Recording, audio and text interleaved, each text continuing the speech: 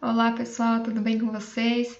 Nós vamos dar início à segunda parte dos princípios básicos da farmacologia aplicada à enfermagem e agora nós vamos falar um pouquinho sobre a farmacocinética. Lembrando que a farmacocinética é a área da farmacologia que estuda a absorção, a biotransformação e a excreção dos fármacos no organismo. Mas quais seriam então essas etapas farmacocinéticas? Na verdade, a linha da farmacocinética, ela vem estudando e aprofundando cada vez mais o conhecimento sobre como esse fármaco ele vai atuar. Então, como ele é absorvido, onde ele é absorvido, em quanto tempo leva para ele ser excretado. Então, é uma área da farmacologia extremamente importante para que a gente compreenda o trajeto e as ações que o fármaco faz no organismo, não só saber que aquela medicação é indicada para determinado sinal ou sintoma, por exemplo. Eu vou passar um vídeo para vocês e depois vocês vão assistir novamente esse vídeo ao final da aula, para que vocês compreendam um pouco melhor, para ficar mais claro o que são as etapas farmacocinéticas. Vamos lá.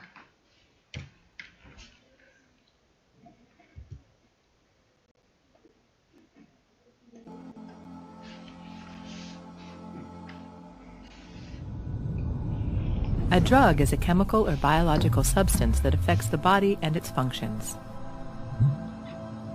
Drug absorption is when a drug enters the bloodstream. The level of absorption can affect the speed and the quantity of the drug at the site of action. This is termed bioavailability.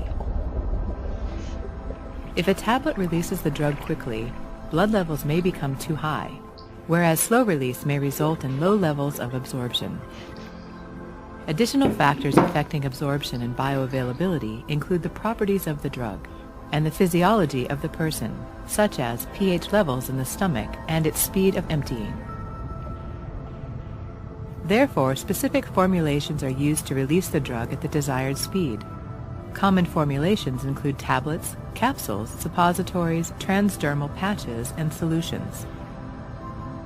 Drug metabolism is the process by which the body breaks down drugs, which mainly occurs by means of enzymes located in the liver.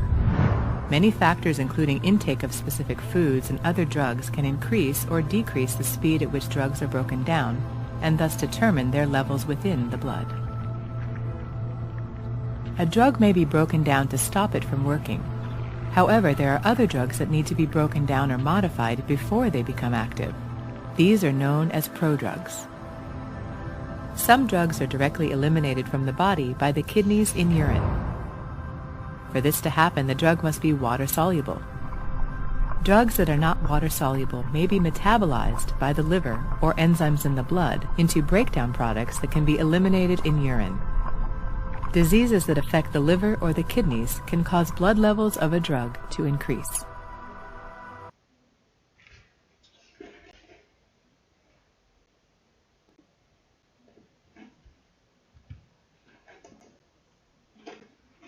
Ok, vamos voltar lá. Bom, como dá para ver no vídeo, a absorção, a metabolização e a excreção dos fármacos sofre a influência de vários fatores, como, por exemplo, presença de doença hepática ou presença de doença renal. Vocês vão ver que as doses devem ser ajustadas, cada medicação tem uma recomendação específica, mas na maioria dos casos a dose precisa ser ajustada para ser administrada no indivíduo. O peso do indivíduo, as características fisiológicas do indivíduo também vão influenciar na absorção, na metabolização e na excreção dos fármacos. Então, vamos à sequência.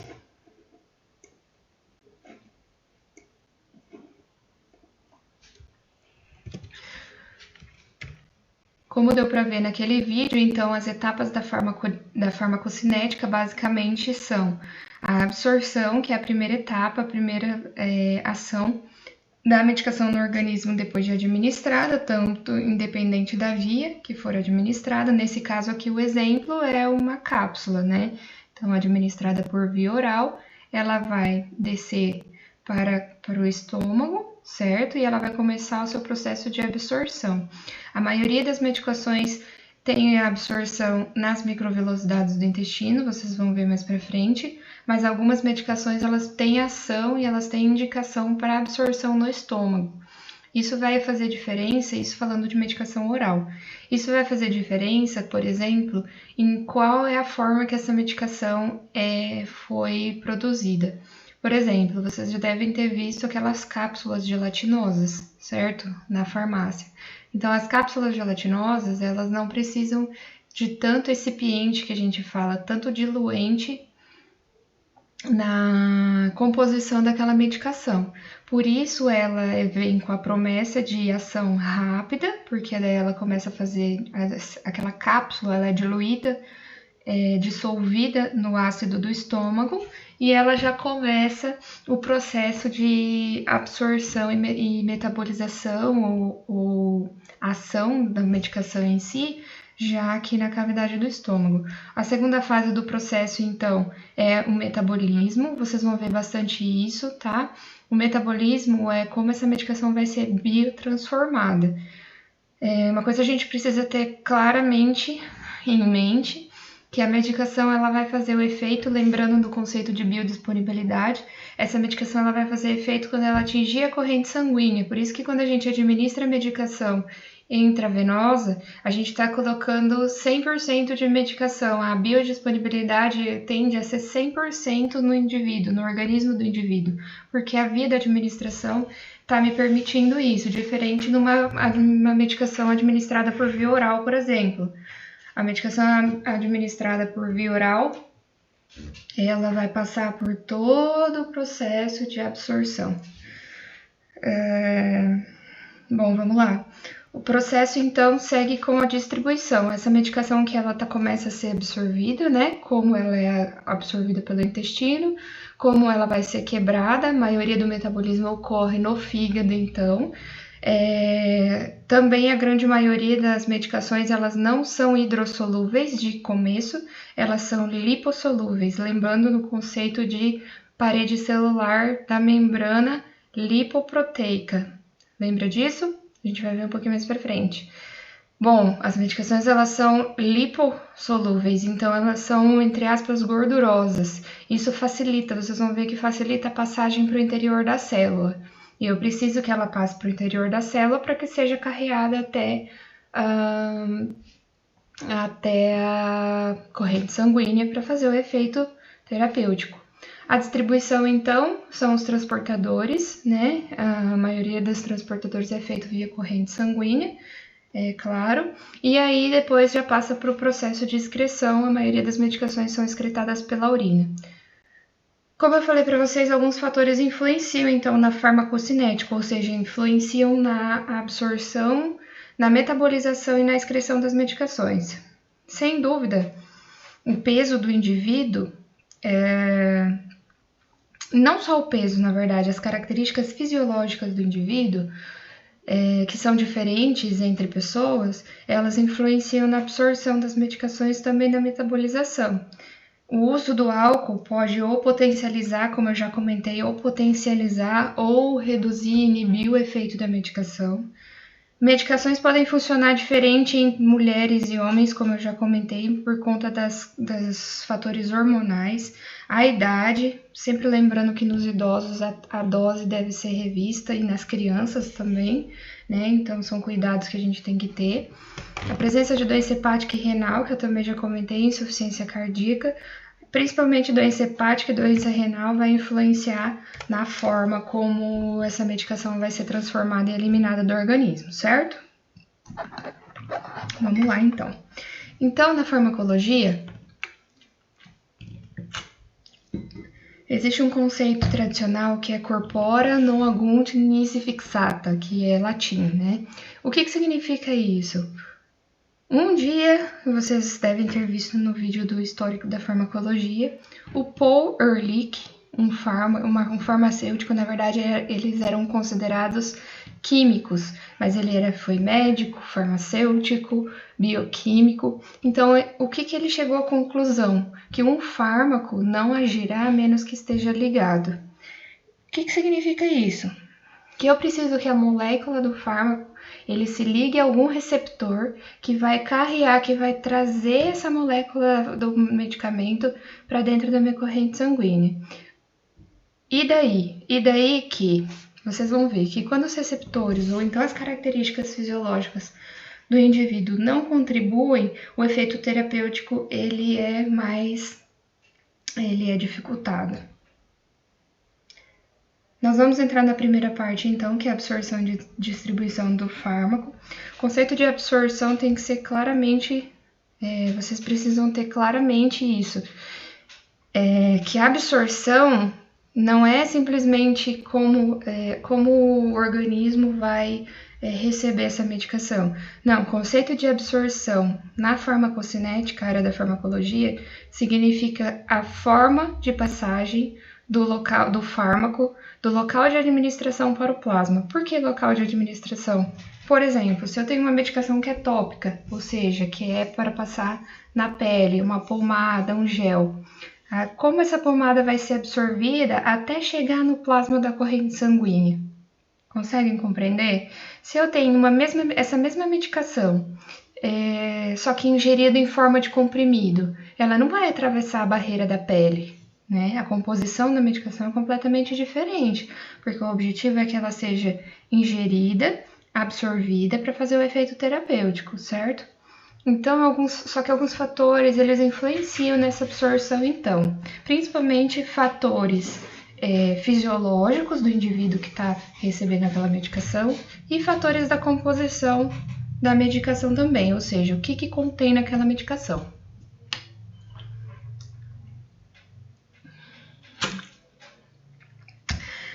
Ao final de todas essas explicações, eu preciso que vocês compreendam, por exemplo, por que uma medicação tem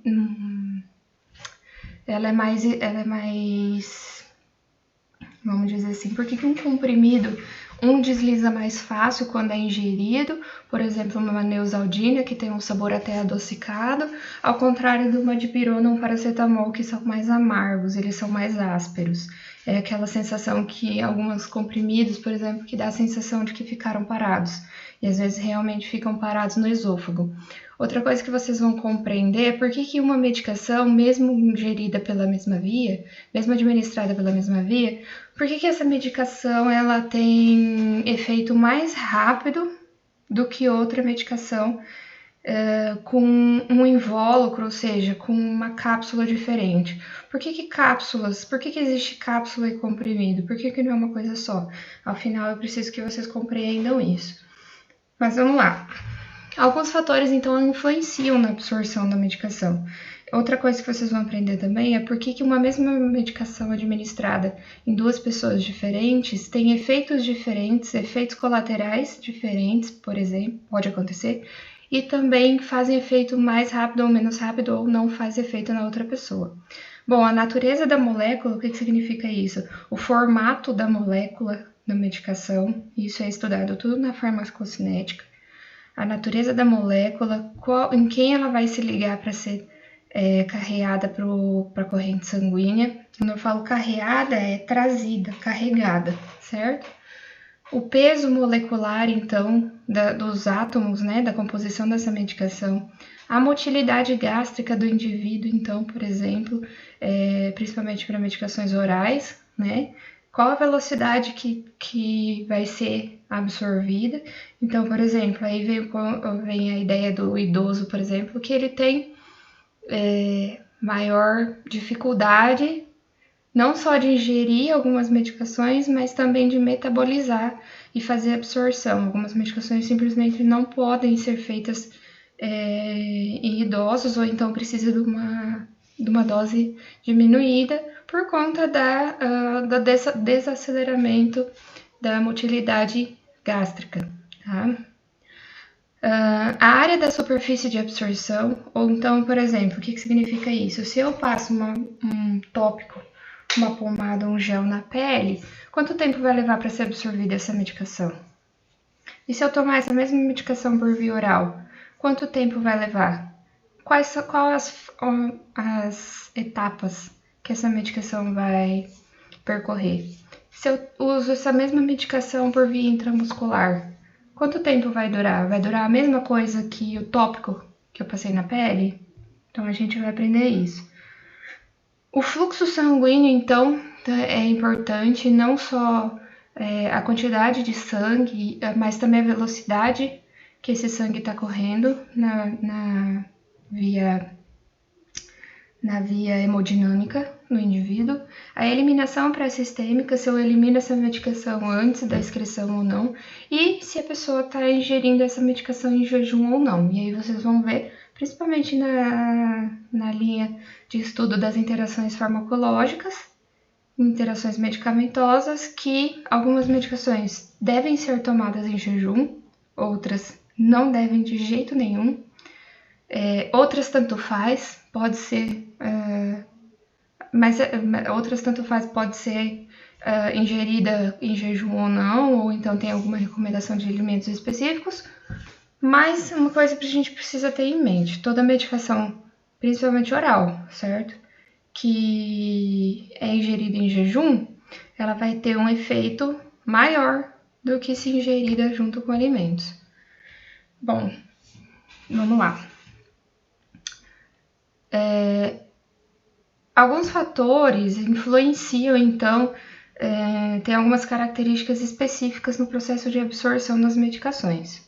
Os dois principais processos que vão determinar a concentração em determinada região corporal são a forma que as moléculas da medicação vão ser translocadas, ou seja, vão ser carregadas para o plasma sanguíneo, e como elas vão ser transformadas, certo? Então, aquelas características que influenciam na farmacocinética vão atuar principalmente ali, como essa molécula vai ser carregada e como ela vai ser transformada.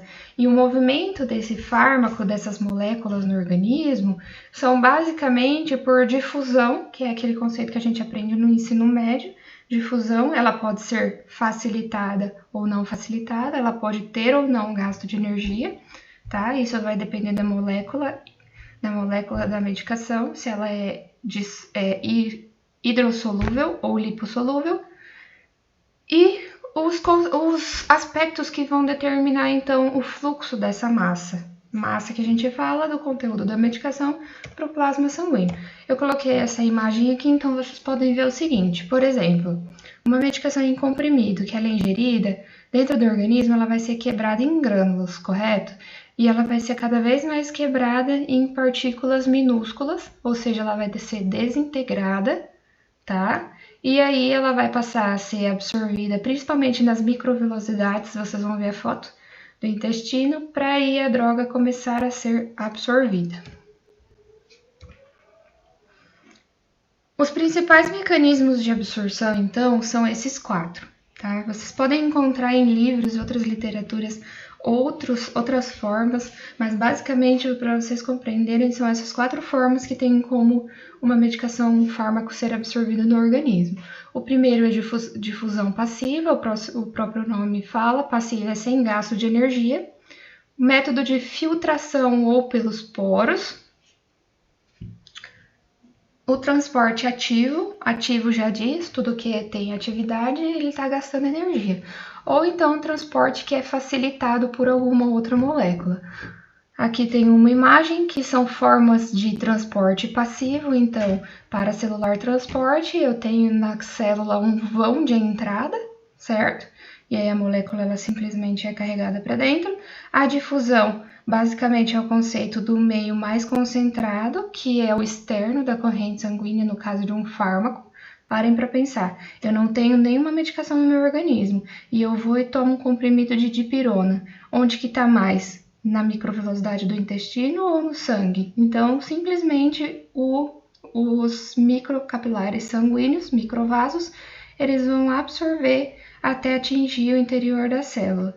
A difusão facilitada acontece quando eu tenho um receptor na parede celular, e aí a molécula ela vem já, pode observar que ela já vem preparada para encaixar nesse receptor que vai me auxiliar a carregar para dentro da célula.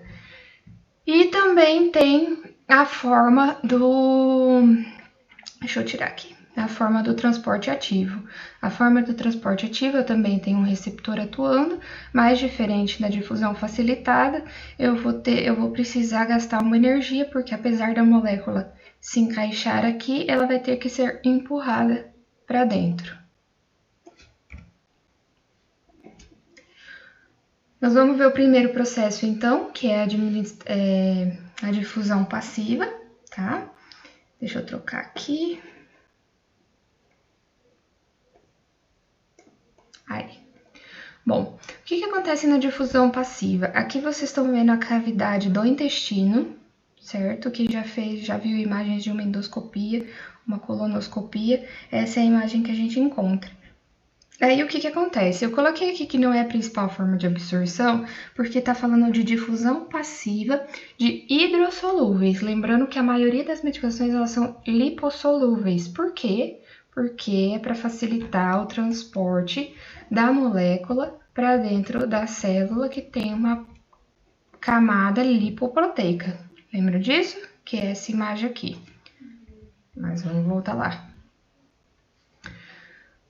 A maioria dos fármacos são absorvidas por difusão passiva, que não tem o gasto de energia, mas é a difusão passiva de lipossolúveis, correto? Essa é a imagem do intestino, aqui uma imagem ampliada das microvilosidades, então são essas papilas aqui na parede do intestino, que ampliadas têm essa forma, e dentro dessa microvilosidade, como em outras estruturas celulares, a gente tem em amarelo um nervo, certo? Porque é uma estrutura inervada. A gente tem o vaso arterial e o vaso venoso, como a maioria das outras partes do organismo. E aí essas microvilosidades, elas carregam, né? Elas se encarregam de carregar a molécula do fármaco para dentro do organismo. Dessa forma, o meio mais concentrado que tem a droga, ele vai carregar para dentro da célula, que é onde tem menos, certo? Assim acontece na difusão passiva de lipossolúveis. Toda droga que é lipossolúvel, a lipossolubilidade da medicação, ela facilita a carregação para dentro da célula. Por isso que a maioria das medicações são lipossolúveis, certo? A principal forma de absorção da farmacocinética no organismo dos indivíduos é a difusão passiva de lipossolúveis. Lembrando por quê? Sempre por conta da membrana celular, certo? A membrana celular ela tem essa camada lipoproteica, então se eu tiver uma medicação que é lipossolúvel, eu tenho com mais facilidade, gasta menos energia para carregar esse fármaco para dentro do organismo. Quanto mais lipossolúvel é a medicação, mais rápido e mais fácil e menos gasto de energia vai ter na absorção dessa medicação. A terceira, essa é a segunda, certo? A terceira forma, então, é o transporte facilitado. Existe um carreador, ou seja, existe alguém facilitando a entrada no interior da célula. Aqui eu tenho uma imagem representando uma célula do organismo. Aqui eu tenho o núcleo da célula e aqui eu tenho a medicação. É claro que o fármaco não entra assim na célula, porque a célula é nível microscópico. Mas aí lembrando que ela é metabolizada, quebrada em micropartículas, e aí um receptor, né, ou seja, um carreador, vai facilitar o transporte dessa medicação. Como tem alguém facilitando, não tem gasto energético. Isso acontece principalmente em fármacos com moléculas maiores.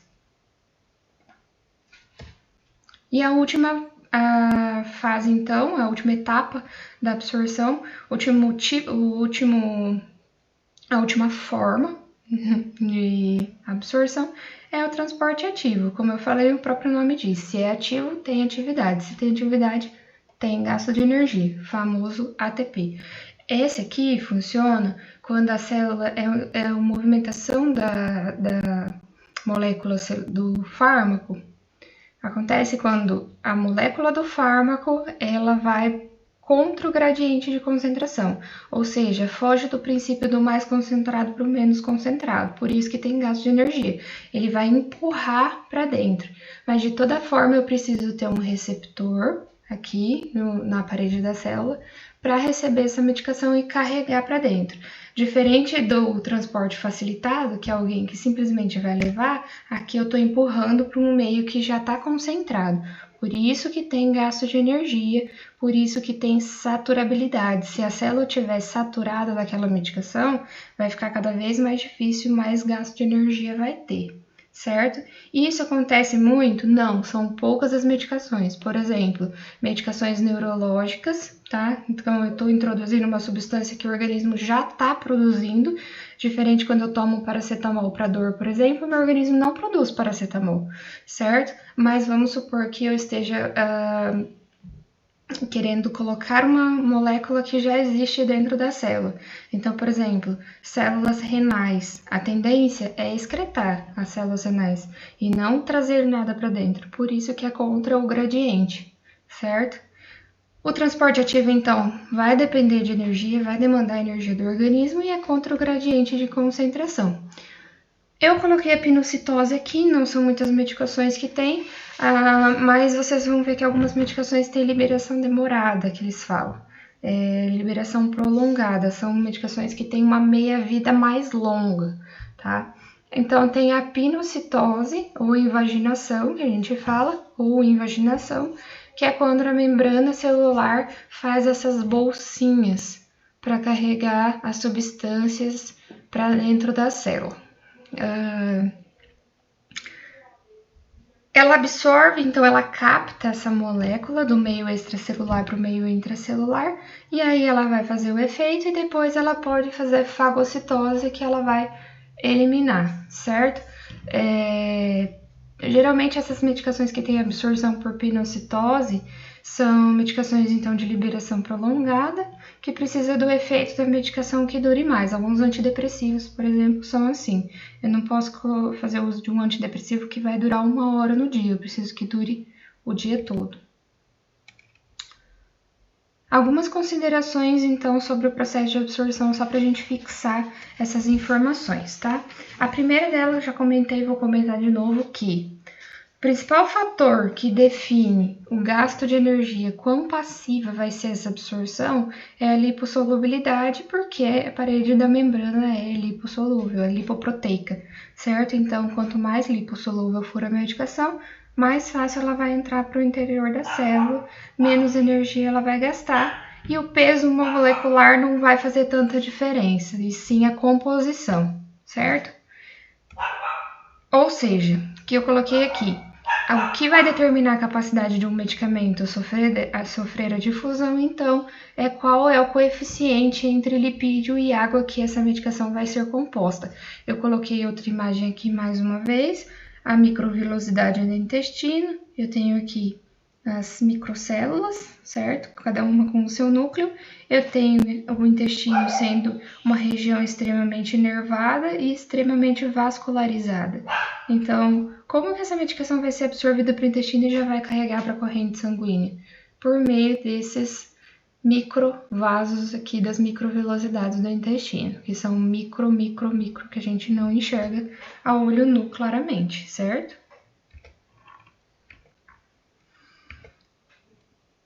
Outra coisa, outro fator que vai influenciar, então, na absorção é a ionização das moléculas dos fármacos. Então, por exemplo,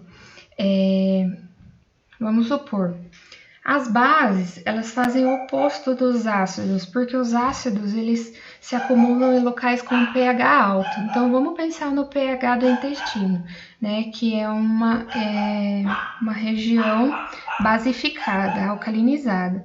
Isso vai influenciar na velocidade da passagem do fármaco pela membrana e da distribuição. Então, se eu tiver com a acidificação elevada, ou seja, o pH baixo, por exemplo, do intestino, eu vou ter dificuldade na absorção da medicação.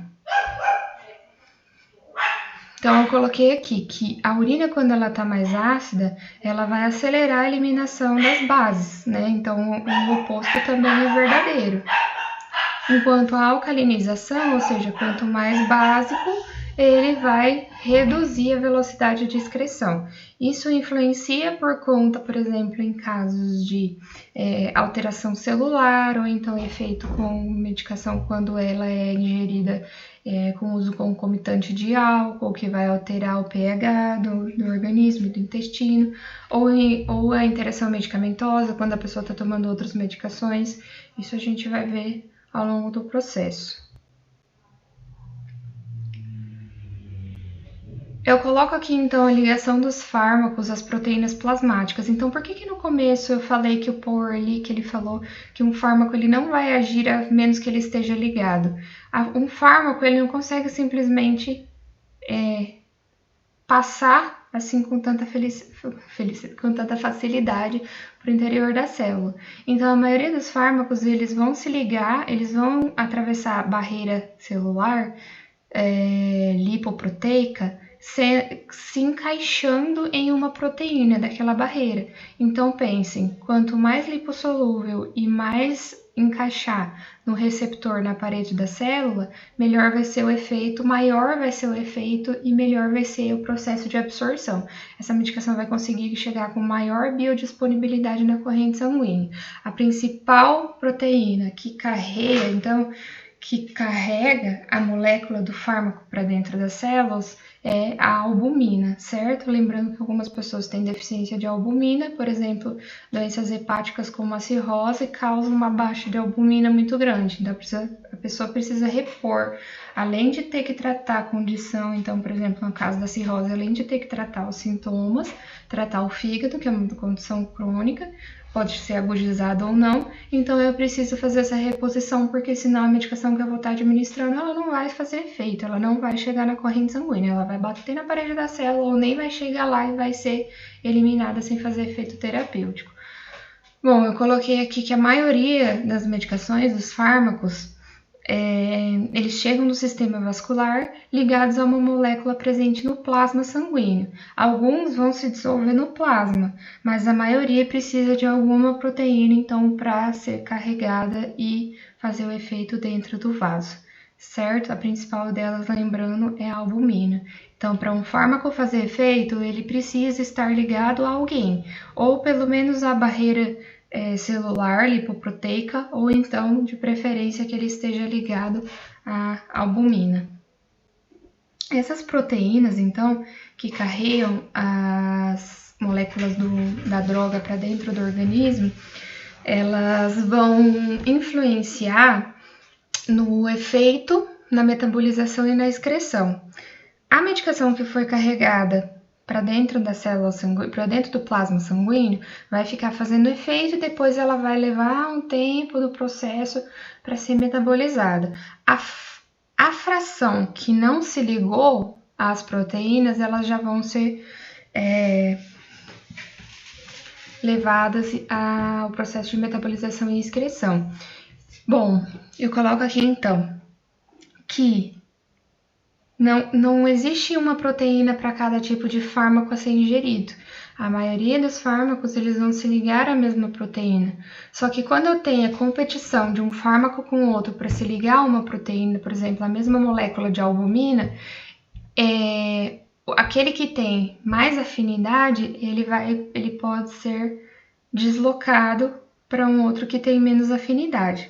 Vou explicar novamente. Eu tenho a proteína na parede da célula, por exemplo, a albumina, e eu estou ingerindo duas medicações. Na verdade, hoje a gente vive um processo de polifarmácia, que a gente fala, que é a ingestão de 5 ou mais medicamentos.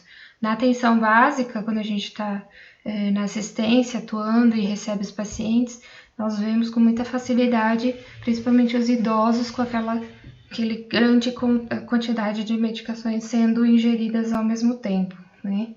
Então, elas entram em competição. Aquela que tiver mais afinidade com a proteína, com aquela molécula da proteína, ela vai se ligar, ela vai encaixar. A outra que estava vindo aqui e não tem encaixe, ela vai ser mandada para uma proteína que tem menos afinidade, ela vai fazer o efeito. Mas isso pode influenciar no tamanho do efeito que essa medicação vai ter, no efeito terapêutico, se eu vou ter realmente o efeito que eu estou esperando, e também pode causar o que a gente chama de interação medicamentosa. A interação medicamentosa nada mais é do que a competição de mais de uma molécula de uma droga para ser absorvida no plasma sanguíneo. Então, quando a gente vê aquelas pessoas que tomam várias medicações ao mesmo tempo, então tem que ser pensada com muita cautela para uma pessoa fazer o uso de várias medicações. Porque às vezes eu posso estar duas coisas. eu posso estar prescrevendo, posso estar passando para esse indivíduo administrar essa medicação e perder o efeito de uma outra, certo? Ou eu posso estar causando uma interação e um efeito colateral por conta da incompatibilidade das moléculas das medicações. Por isso que tem que ser muito bem pensado quando vai passar a medicação. Peço desculpa para vocês porque eu acho que o vídeo tá travando, tá fora do tempo. Mas vamos lá. Só para a gente conceituar, então, que a albumina do soro humano, ela tem esse formato, aqui ela tem essa cara, tá? Nas células. E ela se liga principalmente a fármacos mais ácidos, tá? É porque por conta de ter um pH baixo, então os fármacos eles já são produzidos especificamente para se ligar aqui e fazer o efeito terapêutico.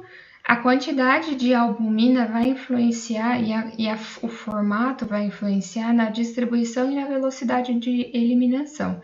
Então, quanto mais afinidade o fármaco tiver com a albumina, mais tempo ele vai ficar fazendo efeito no organismo, certo?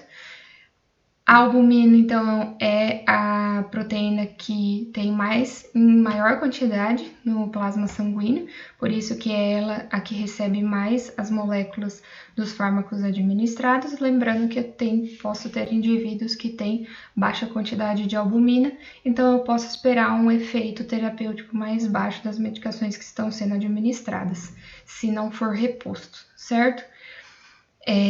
Lembrando o conceito sérica, é sanguínea, então basicamente a albumina ocupa metade, 50% da quantidade de proteínas no plasma sanguíneo e ela tem produção no fígado. Então, o que significa isso? O que influencia? Se eu tenho uma pessoa, já comentei, mas vou repetir, se eu tenho uma pessoa hepatopata, que nós falamos, que tem alguma patologia hepática, patologia no fígado, isso pode influenciar na produção da albumina, consequentemente eu vou ter dificuldade, eu vou ter uma absorção dos medicamentos reduzida. Compreendido o primeiro conceito da farmacocinética, o segundo então é a biotransformação dos fármacos, esse aqui é um pouco mais curto. Biotransformação nada mais é do que a forma que esse fármaco ou a droga vai ser transformada ou metabolizada no organismo. O que acontece? Que no organismo ela vai pegar aquela medicação ingerida, vamos supor o comprimido, e ele vai quebrar em moléculas. Quem que quebra isso? Principalmente o fígado. Por isso que, mais uma vez, eu vou repetir.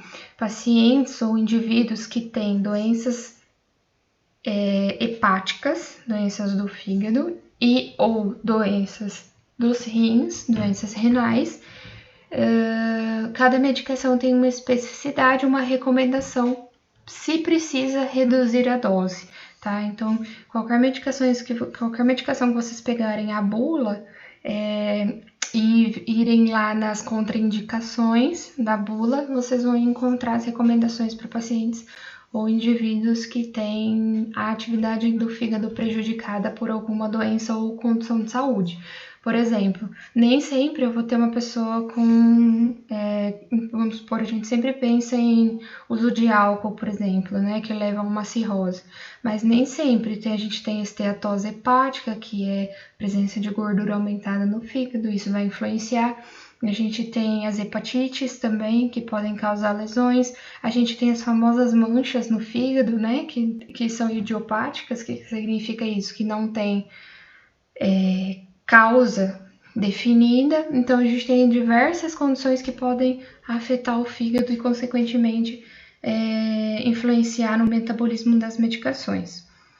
E é aqui que essa medicação vai ser convertida, essa substância vai ser convertida em outra. Então, por exemplo, a venlafaxina é um antidepressivo, certo? Quando ela entra no organismo, depois do processo de absorção, ela vai passar pelo metabolismo no fígado que vai quebrar ela em desvenlafaxina. Eu tenho essas duas formas farmacêuticas no mercado.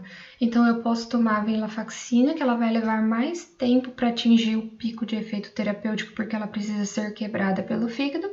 ou eu posso ingerir a desvenlafaxina, que é uma molécula já mais quebrada, e ela vai fazer um efeito mais rápido e pode ser que ela tenha um efeito mais duradouro também.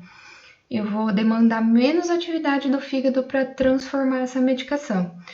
Por quê? Como que vai ser decidido isso? Por exemplo, na maioria das vezes, a substância já quebrada, quando ingerida, ela tende a provocar menos efeitos colaterais, certo? Por quê? Porque ela está demandando de menos trabalho, menos serviço, menos gasto de energia dos órgãos, né? Nesse caso da transformação, o fígado, certo? Bom, faz parte do processo de biotransformação a forma que a medicação vai ser eliminada, certo? Então, existem a forma da saída intacta do fármaco no organismo, ou seja, ele foi absorvido, foi metabolizado, fez o efeito terapêutico e ele sai inteiro do organismo. Ou ele pode sair quebrado, tá? E nessa saída quebrada, ele pode deixar fragmentos no organismo. Isso a gente vai falar, principalmente acontece isso em medicações que causam tolerância, tá? Tolerância diferente, a gente ainda vai falar disso. Tolerância é diferente de dependência, tá? A dependência é quando o organismo ele se torna dependente daquela molécula para basicamente sobreviver, certo? Então acontece, por exemplo, com os benzodiazepínicos, que são os PANs, clonazepam, lorazepam, enfim, uma série deles, e que no caso acontece os dois, acontece tolerância, porque o organismo ele vai precisar cada vez mais de uma dose maior, certo? Por isso que algumas medicações que falam antes fazia efeito, para mim agora não faz mais, porque causou tolerância, foi deixando tanto resíduo no organismo que agora não faz efeito mais nenhum, só causa danos ao organismo. Ou então, e também causa dependência no caso dos benzodiazepínicos, que é a necessidade cada vez maior de ter aquela substância dentro do organismo, certo? Tem medicações que causam dependência, medicações que causam dependência sempre vão precisar de receituário especial, que é a receita azul, a receita B, tá? E eles são tarja preta, tá? Medicações que causam tolerância nem sempre vão ser tarja preta, eles podem ser tarja vermelha, mas eles sempre vão precisar de prescrição médica. Bom, na fase 1, então, da transformação vai acontecer a oxidação, redução e hidrólise. Basicamente, o que acontece? A polaridade dos fármacos, das moléculas, vai ser aumentada, ela vai tornar mais ionizada, vai diminuir a lipossolubilidade para ela poder ser excretada, lembrando que urina elimina líquido, certo? Rim elimina urina, que é líquida, que é aquosa, a urina não é gordurosa, então ele vai ter que transformar aquela medicação lipossolúvel, tá? Os rins, vai ter que transformar aquela medicação que era lipossolúvel em uma medicação, uma molécula hidrossolúvel. Pensa no trabalho que é isso. É a mesma coisa que eu dar, misturar água com óleo, sacudir, dar para um de vocês e falar assim, separa, 100%, separa e torna líquido e torna a parte líquida e a parte gordurosa. Praticamente impossível, né? Você separar a molécula daquilo lá. Ou seja, para aumentar a excreção renal.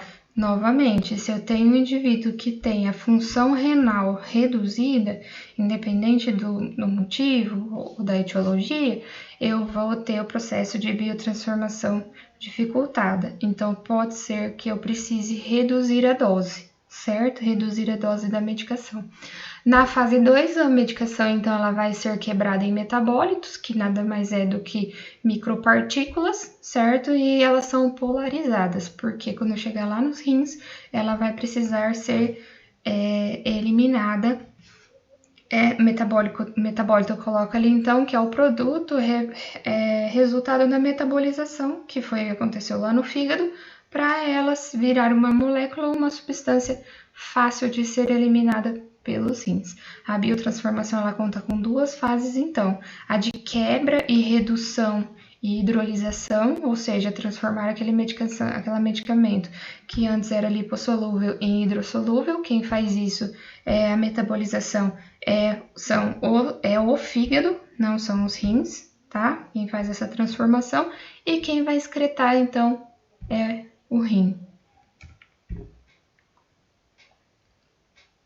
Um fármaco, ele pode passar por várias vias de metabolização, certo? Então, por exemplo, esse fármaco ele pode ser eliminado pela bile, ele pode voltar para o intestino para ser reativado e reabsorvido. Isso a gente chama de circulação enterohepática. Então, lembra que a microvelocidade do intestino ela é extremamente vascularizada?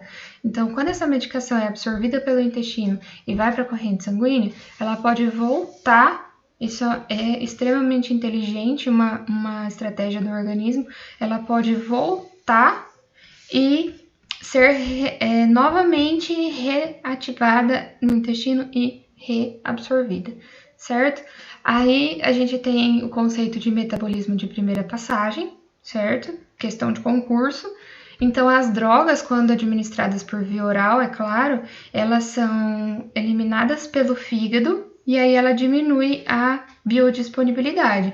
Drogas que têm metabolismo de primeira passagem, ou seja, que quando chega no fígado, ela em vez de ser metabolizada e distribuída ao organismo, ela passa a ser eliminada, então preciso de uma dose maior dessa medicação. Isso ocorre somente em medicações específicas.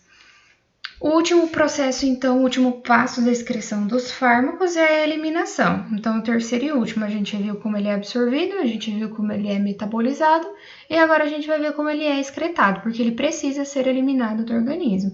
Isso acontece, né? A excreção, então, é o processo da eliminação do fármaco da corrente sanguínea para o meio externo. Peraí, poxa vida, como que uma medicação que eu engoli pela boca vai ser absorvida pelo intestino? Ok, né? Sistema digestório. Aí do intestino ela passa para a corrente sanguínea, certo? Vai para o fígado, é metabolizada, é quebrada, é distribuída, desce, é espalhada para o organismo inteiro e depois ela precisa ainda ir para os rins. Quem elimina, principalmente o responsável por eliminar as medicações, a droga do organismo, são os rins. Existem outras formas de eliminação e excreção pelos pulmões, pelo suor. Pode observar que tem pessoas que tomam muitas medicações e elas têm o suor mais forte, a pele tem um cheiro até mais forte. Pelas glândulas lacrimais, pela saliva, pelo leite, existe eliminação, por isso que algumas medicações não são, uma grande parte das medicações não são recomendadas para as lactantes, porque daí as crianças que estão sendo amamentadas elas vão receber. E também existe pela secreção biliar, pelo metabolismo enterohepático. Entero, lembrando que é do sistema enteral, que vai para a corrente sanguínea. As três principais formas de excreção, isso aqui precisa ter em mente muito claro, são a filtração pelos glomérulos, a secreção pelos túbulos e a reabsorção tubular passiva sem gasto de energia, lembrando no conceito de mais concentrado para o menos concentrado. Vamos lá. A primeira forma, então, que é a filtração glomerular, significa que o fármaco ele vai ser filtrado para a luz do túbulo por meio do glomérulo. Então, indivíduos que têm somente um rim, indivíduos que têm a função renal reduzida, indivíduos que fazem hemodiálise, não podem tomar qualquer medicação, e isso desde a medicação mais comum que a gente tem até a medicação mais complexa, tá? Essa medicação, então, quando ela é filtrada, ela pode ser eliminada pela urina, ou o túbulo pode, ele é muito inteligente, de forma, pensando no mais concentrado para o menos concentrado, ele pode ser reabsorvido pelo epitélio, ou seja, pela camada das células do túbulo. A gente vai ver isso em imagem, certo? Bom, quais são os fatores, então, que vão influenciar na quantidade e na velocidade dessa filtração, na qualidade dessa filtração?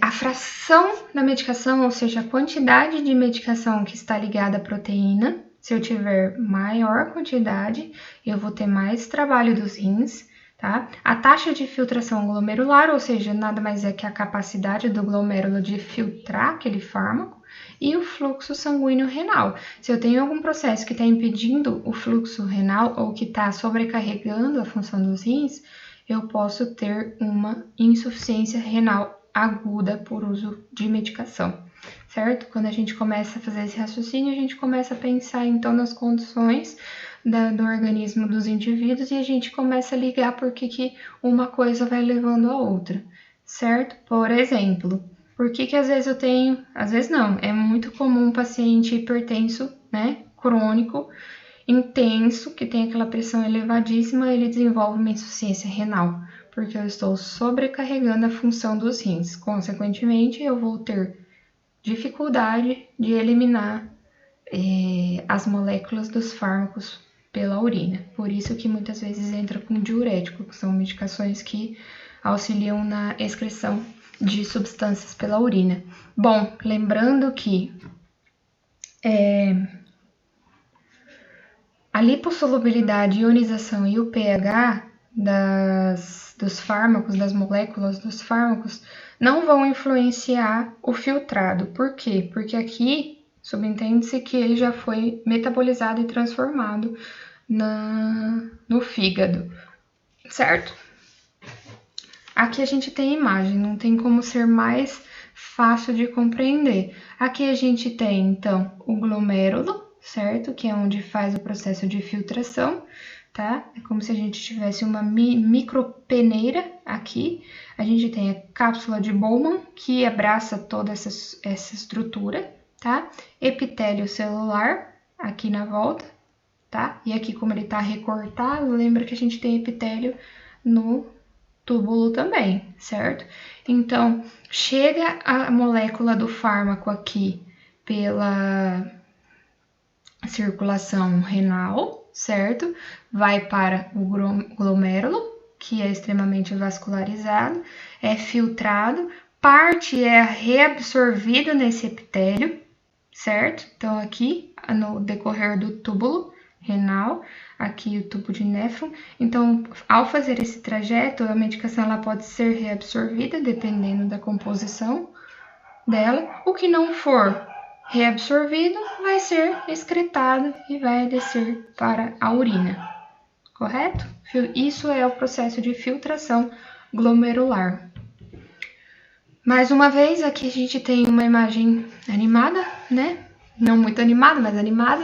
É muito fácil de compreender quando a gente vê uma imagem dessa. Então, como que funciona a eliminação pela urina ou então a reabsorção pelo epitélio? Eu vou esperar voltar a imagem. A gente tem aqui a circulação sistêmica do organismo inteiro, cápsula de Bowman, filtrado glomerular, endotélio, que é a parede interna do glomérulo e dos túbulos, certo? E aqui a gente tem o epitélio, que são as células. Parte da medicação que está correndo aqui pela corrente sanguínea é reabsorvida pelo glomérulo e pelos túbulos. Vou esperar voltar lá. A medicação está correndo aqui na corrente sanguínea, certo? A membrana, isso atravessa a membrana. Parte é reabsorvido, o que não é reabsorvido é excretado pela urina. Mais uma vez, rins, glomérulo, endotélio, microvilosidade, reabsorvido, o que não é reabsorvido é eliminado pela urina. Parte 2, estamos quase lá. Parte 2, então, da excreção dos fármacos, secreção tubular. Nada mais é do que a molécula do fármaco vai ser carreada em extrema alta velocidade que pode ser saturável. Ou seja, se eu tiver muita quantidade de molécula do fármaco, eu vou saturar, eu vou sobrecarregar a secreção tubular, tá? E eu posso ter uma insuficiência renal aguda por ingestão excessiva de medicação ou então por medicação que está sendo administrada em grande quantidade, tá? Bom, essa é a forma que mais acontece pela excreção dos túbulos. A secreção por meio dos túbulos é o mecanismo mais eficaz que o organismo tem para fazer a eliminação de um fármaco, certo? É a forma mais inteligente e ocorre por transporte ativo. Por quê? Porque eu estou carregando molécula do meio mais concentrado, que agora são os vasos sanguíneos, para dentro do túbulo renal para ser eliminado pela urina. Por isso que tem transporte, tem gasto de energia. Antes eu tinha medicação que passava para a corrente sanguínea que não tinha medicação, certo? Por meio da difusão facilitada, da difusão passiva, que é por conta da medicação ser lipossolúvel, e aí a gente tem a membrana da célula, lembra? Que é lipoproteica, a medicação passa para a membrana lipoproteica e passa a ser o meio mais concentrado dos vasos sanguíneos, o plasma sanguíneo. Agora eu preciso eliminar isso do plasma sanguíneo, eu preciso mandar para o rim para ser eliminado pela urina. Então, existem medicações que vão ser reabsorvidas e eu vou deixar resíduos. Tá? Lembrando sempre da questão de tolerância da medicação, medicações que não fazem mais efeito. A transferência pela luz tubular se dá por transporte ativo, também retorna ao plasma substâncias que foram filtradas, como glicoses e aminoácidos. Então, esses são os resíduos que eu falei que muitas vezes retornam ao sangue, bem como as moléculas dos fármacos, certo? Então, esse processo só de secreção tubular, que é o que acontece basicamente aqui, que vem da corrente sanguínea, e aqui secreção tubular vai para os túbulos e são eliminados, tá? Não tem segredo. Terceiro e último processo da excreção é a difusão passiva nos túbulos proximais e distais. O que acontece? Para que essa excreção, seja acelerada, então pode existir o processo de alcalinização da urina. Então, aumenta o pH, torna mais básica a urina para facilitar a passagem da molécula para os túbulos para ser eliminada. E aí o que acontece? Lembra que estava polarizado, né? Então, se eu basifico a urina, e esse processo acontece automaticamente pelo organismo. Não existe, não precisa ser feito mecânico, a não ser em condições específicas hospitalares, né? Pacientes que estão internados hospitalar. Aí precisa ter a função renal precisa ser extremamente controlada. E fatores fisiológicos e patológicos, ou seja, fisiológicos que são do próprio organismo da pessoa e patológicos quando eu tenho uma doença instalada no organismo, que alteram a função renal, vão influenciar então na excreção dos fármacos, claramente, que é o que eu falei. Se a função renal estiver comprometida, sobrecarregada por alguma condição, uma hipertensão, um excesso de ingestão de medicamento, uso de álcool e outras drogas, então aí eu vou ter uma presença de uma insuficiência renal, assim como pode acontecer na insuficiência hepática, que dificulta a metabolização. Então, o que acontece? Pode acontecer uma toxicidade por conta do acúmulo de fármacos, que são aqueles resíduos. O rim ele não consegue eliminar a medicação na quantidade correta, na velocidade correta. Aí eu tenho a excreção, o processo de excreção dificultado, né, reduzido, e aí eu vou deixar cada vez mais resíduo de fármaco no organismo. Nessa situação, precisa fazer ajuste posológico. Lembra que posologia é a forma como vai ser administrada a medicação, né? Posologia é basicamente que a gente encontra nas bulas para as pessoas leigas. Posologia é como esse medicamento deve ser usado, tá? Então, ajuste posológico, gravem isso.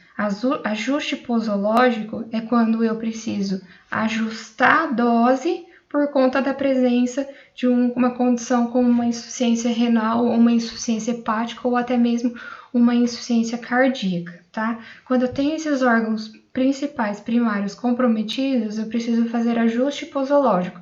Então, enquanto numa pessoa adulta, saudável, eu administraria uma dose da medicação, por exemplo, num adulto com insuficiência renal, eu administraria 10% dessa medicação, 20%.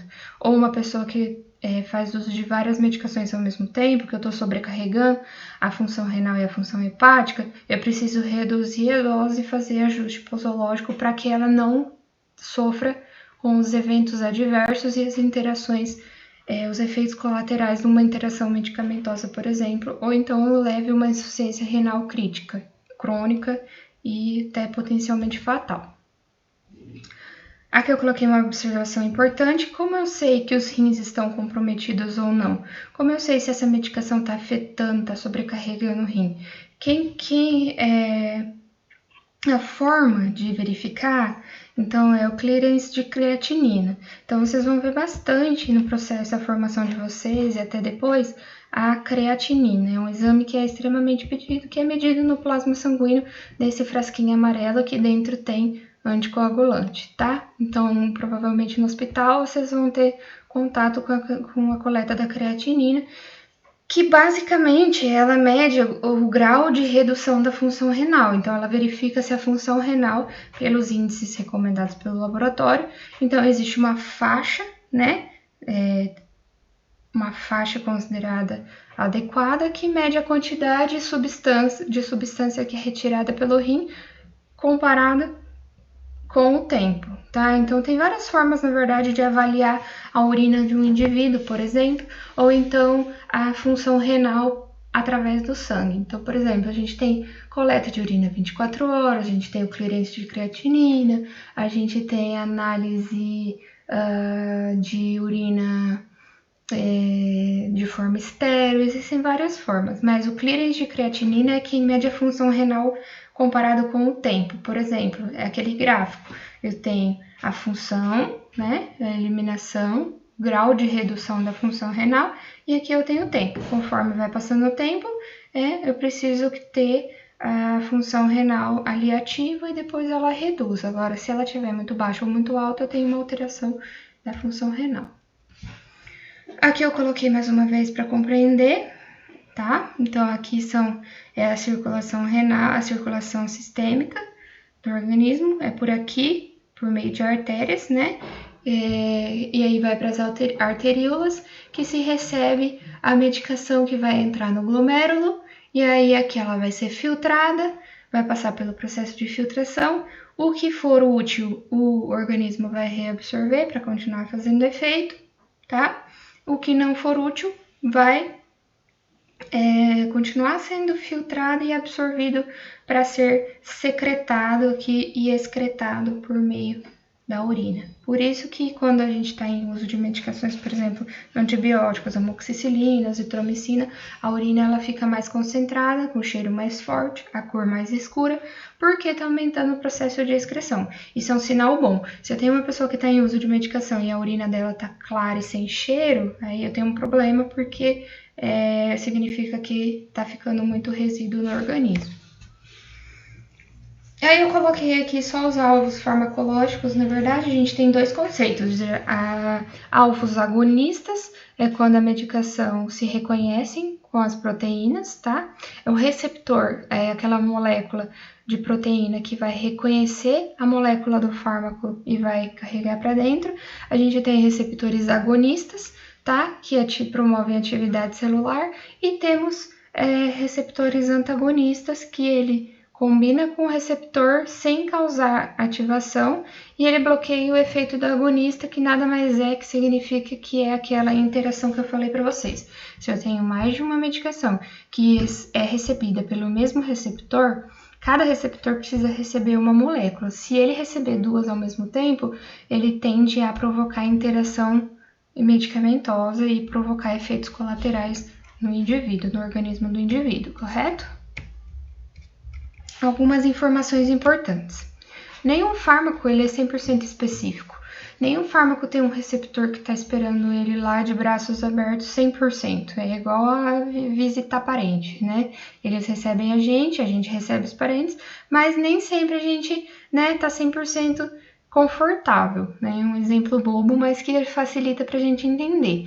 Então, se eu aumento a dose de um fármaco, eu posso estar afetando outro receptor, né, como eu falei, e aí a gente vai ter o aparecimento dos efeitos colaterais.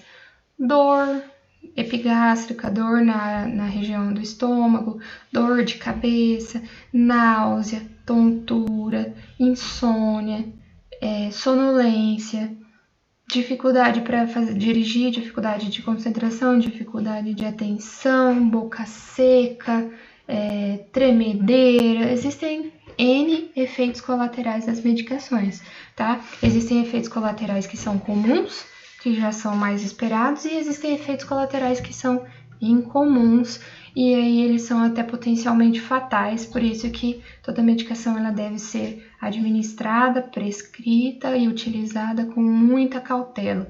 E a gente, enquanto profissional de saúde, a gente tem que tomar bastante cuidado na indicação de uma medicação. Eu vejo por aí medicações sendo recomendadas em livre demanda. Fala, por que você não toma tal coisa? Não tô conseguindo dormir. Toma tal coisa. E aí, quando você vai parar para pensar, é uma medicação que causa dependência, que causa tolerância e que não vai resolver a origem do problema, a raiz do problema. E aí não adianta ficar tomando medicação à toa. Os fármacos, eles têm afinidade, como eu já comentei, com o receptor. Quanto mais ele provocar a ativação do receptor, mais eficaz ele vai ser. Então, maior vai ser o efeito terapêutico e maior vai ser até a biodisponibilidade dele. E aí, a potência disso depende da afinidade e da eficácia, né? Então, é o mecanismo que a gente chama de chave fechadura. Ele precisa encaixar, tá? Encaixar no receptor. Quanto mais ele encaixar, quanto mais ele é igual um casal que se completa. Quanto mais se completar, melhor vai ser o relacionamento. Assim funciona com as moléculas das medicações. Aqui tem algumas bibliografias, mas tem várias outras que eu passo para vocês, né? Que constam no nosso plano de ensino, inclusive. E agora eu vou passar aquele vídeo novamente, mas eu vou falar para vocês compreenderem tudo isso que a gente falou, tá bom?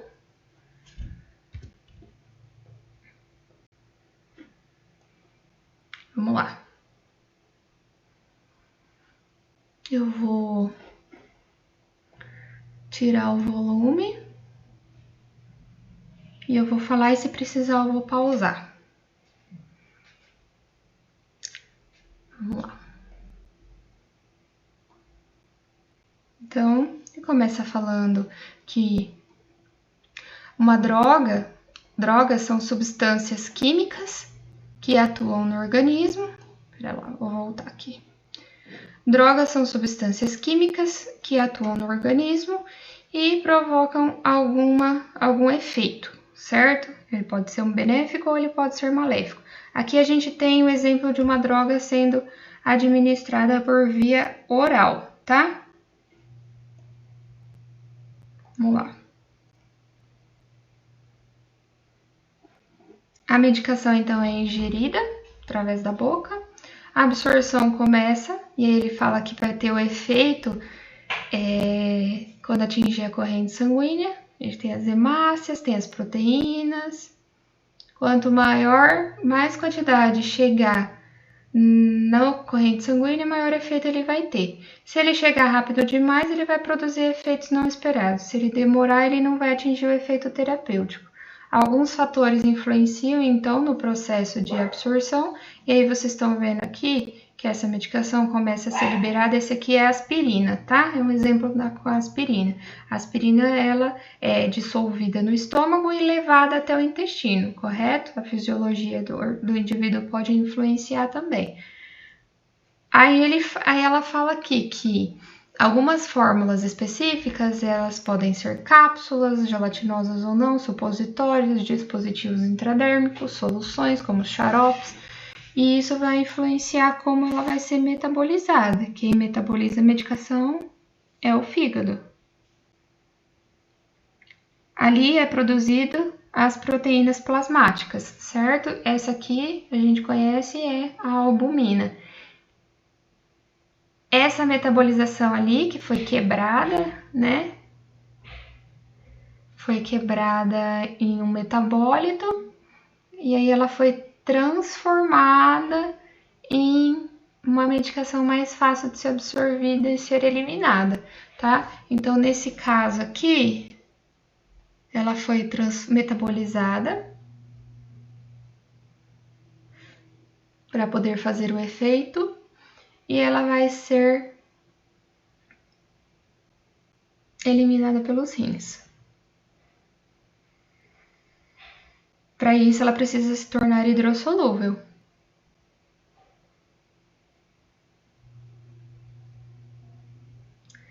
Ela precisa ser transformada